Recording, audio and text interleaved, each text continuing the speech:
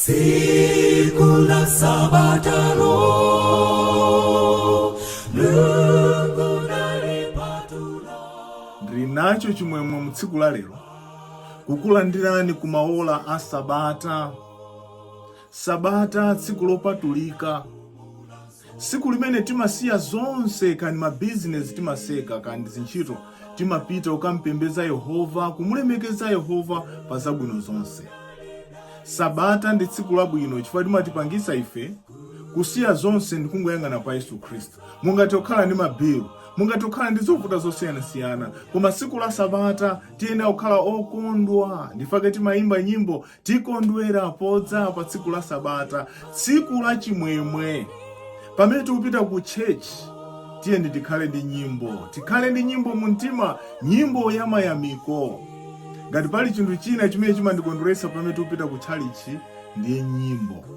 Pambali pa ulaliki komanso Sabbath school ndi Bible class kapena maklasi kumene timakhala ndi nthawi yokambirana ndi kugawana mfundo zimene tazipeza mu kotale, ndi makondwa kwambiri kafika nthawi yotinotiye ndimbe nyimbo. Ndi nthawi imene mpingo, ngakhale anthu amene sayankhula pa kotale, ngakhale amene anthu sapereka ndemanga kapena alibe udindo pa mpingo pamangobwera, nthawi imene ndi imene amakhala ndi mwayi wotino the whole church, mpingo wonse umamuimbira Yehova.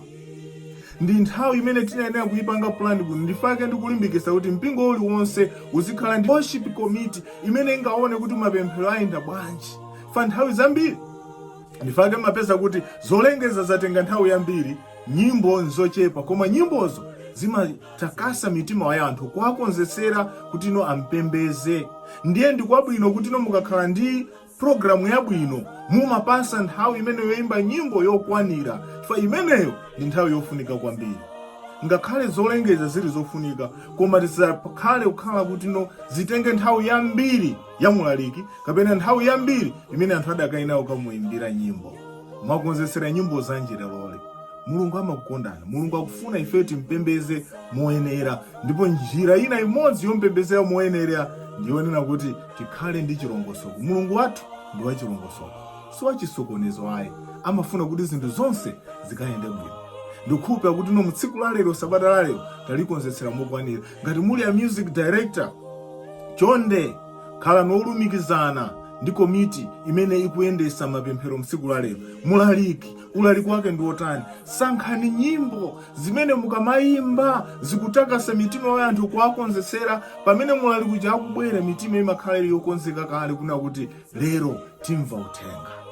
Koma nthawi zambiri timachulusa zolengeza zimene mwina tingathe kupeza so njira ina. Kwabwino kupeza njira ina, zolengeza zina kumazitumiza mu njira ina, kaya ndi Jesus way, kandi njira yotani, kandi kukhoma kukhala ndi pa board pamene tingathe kukhala, kwa amene tingakwanise ma bulletin. Komano zolengeza samache kukhala zambiri, fazikachulukanso anthu samva zonse. Ndi kwabwino kunena kuti kupembeza kwathu pamene tikumpembeza Yesu akakhale pakati pati. Yesu akakhale pakati. Christ must be the center of our worship. Everything we do must be organized. We serve God who is organized, God of not confusion, but God who appreciates organization.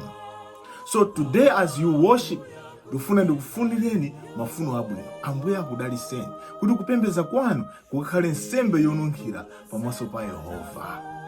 Munali ndine Victor Kaula, ndikufunirani zabwino, Sabata labwino, koma ndikondwera kumva kuti mapemphero anu lero ayenda bwanji. Ndipo ngati pali chinthu china chimene chakusangalasani ndi chiti chimene chingathenso kundilimbikitsa ine ngakhalenso anthu ena. Ambuye akhale nanu, zikomo kwambiri. Pakananso tsiku lina tizaonane. Ambuye akudaliseni, zikomo.